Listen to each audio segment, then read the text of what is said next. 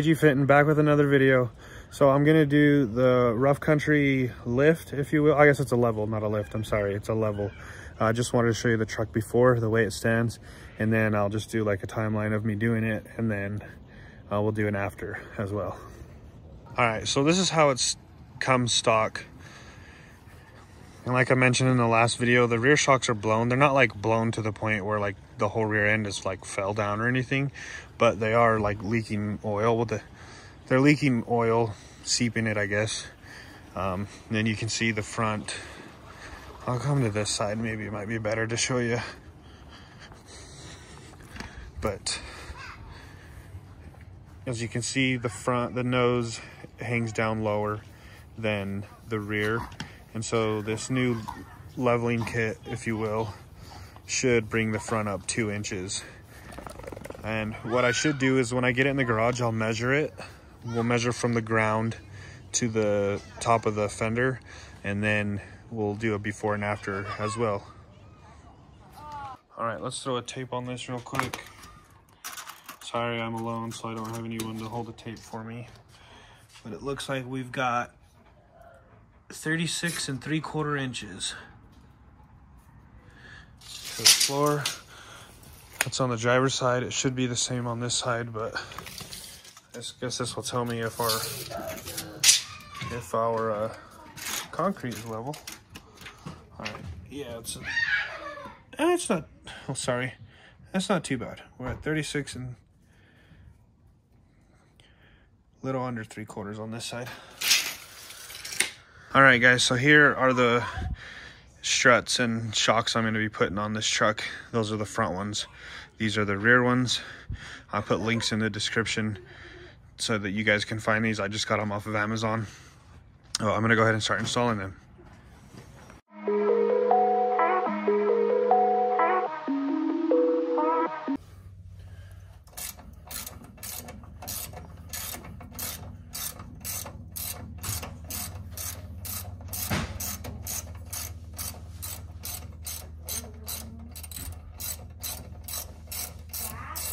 All right.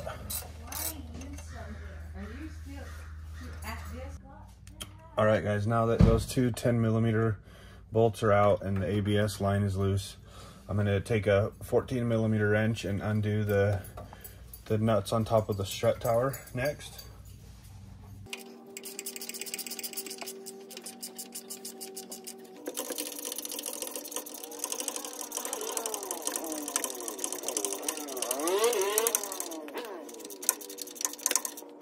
All right, guys, so now the 4 strut nuts are off.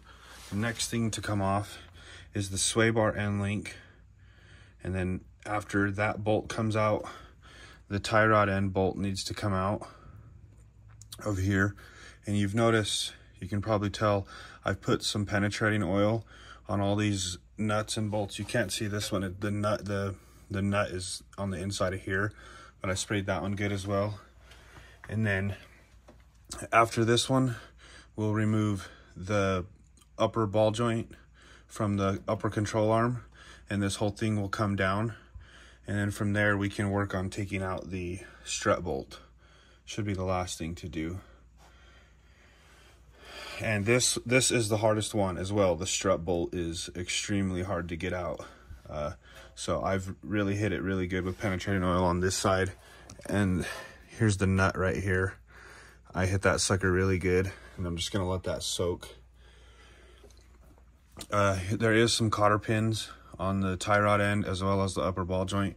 This one you can reuse. It's like a nice metal clip. It doesn't rust or anything, but this one should probably be replaced with a new one. I have a whole set of them that I got a long time ago, so I'm gonna put a new one in there.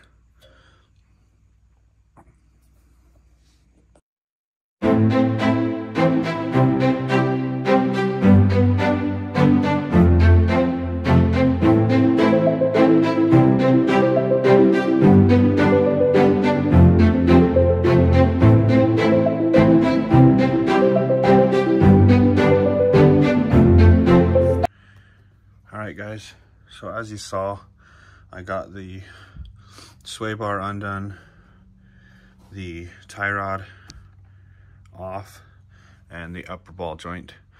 Be careful to not damage these threads. I damaged this one a little bit on accident, if it'll focus. This one here. Make sure you put the nut back on. All that's left is this big one, and this one is a pain. Another thing you'll notice is this thing kind of flops in the wind here. It's just being held on by the lower ball joint, but you can manipulate it pretty easily with this arm. Just be careful that you don't pull anything out, because this is your front axle, and the reason you undo those two 10mm bolts at the beginning is because this wire is attached to it and up here as well. And so if you do that when that's like that, it'll probably rip this line off, and this is your ABS system. So make sure you do that first step. It's pretty important. So now I'm going to start working on this guy. I might have to apply some heat. I've got some big breaker bars and cheater bars and stuff like that.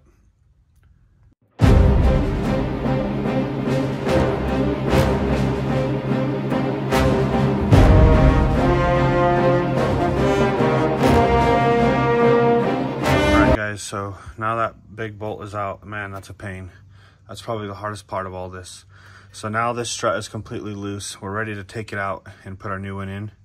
So what you have to do is you have to take a pry bar under here and leverage it to something. Be sure you don't leverage it to like the motor or anything, but there's plenty of frame places on the frame that you can stick your pry bar in. Pull this lower control arm down, and when you do that, you'll be able to pick this up and out. It's really hard. If you have help, one other guy, it's a lot easier, but you can do it by yourself. It's just a little bit harder.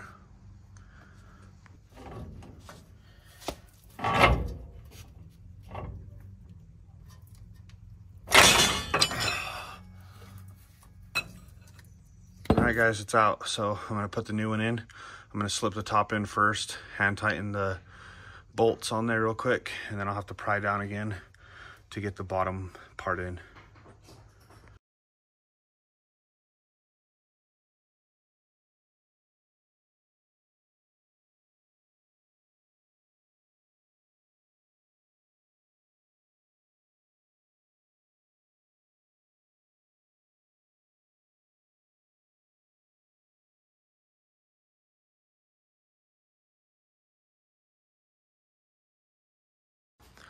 All right, guys, so I got the front done.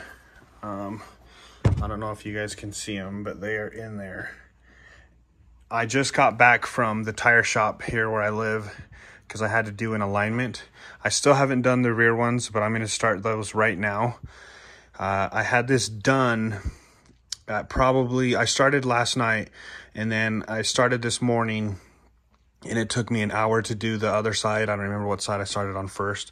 But anyway, I had to have my truck to the tire shop before noon, or they wouldn't be able to get an alignment on it for me. And I need an alignment because I need to go start scouting for elk tomorrow. So I went and had that done. And in the meantime, I actually did all 4 struts on my wife's car, and they're so much easier than this. This was a pain. I would make sure you have a pry bar. A pry bar is a huge must when you're trying to pry that lower control arm down to put the strut back in. You have to have a pry bar. But I'll do a time lapse of me doing the rear, and then we'll get it out here and we'll compare our measurements. But I can already tell big time that it is a lot taller in the front.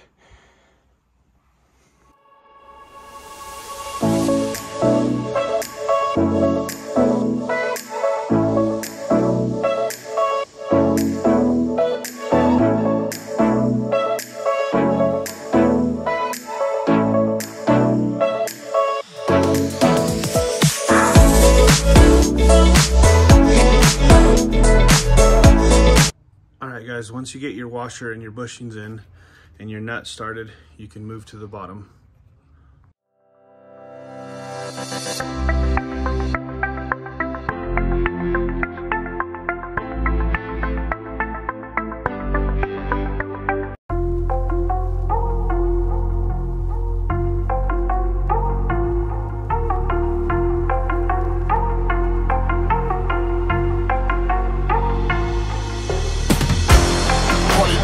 Rounds, now my click gon' pop. motion, keep it bustin' for my crew, I got this shit on lock. This one's for the nights, I ain't sleep a beat. Or go weak, push and leave a message when you hear the beat. Click on pop. All right, guys, I'm all done. Measuring it now, it's like at 39 and a half. So it lifted at like 2.5 inches. It's a little bit more than I was expecting, but actually a lot of people were saying that it lifted their vehicle like 3 inches. So 2.5 is not bad. I was just expecting it to be 2. Let me get that tape right on. And same thing over here, 39 and a half. So around 2.5 inches. It might be pretty close to the 2 inches. I can't remember. I think it was 36 3/4 when I first started it. But either way, let me know what you guys think. But I'm pretty happy with it. It is a lot of work to do by yourself in the garage. I would highly recommend having a helping hand, and a pry bar is a must for lowering the lower control arms. Other than that, please subscribe if you haven't, like the video, and I'll see you guys next time.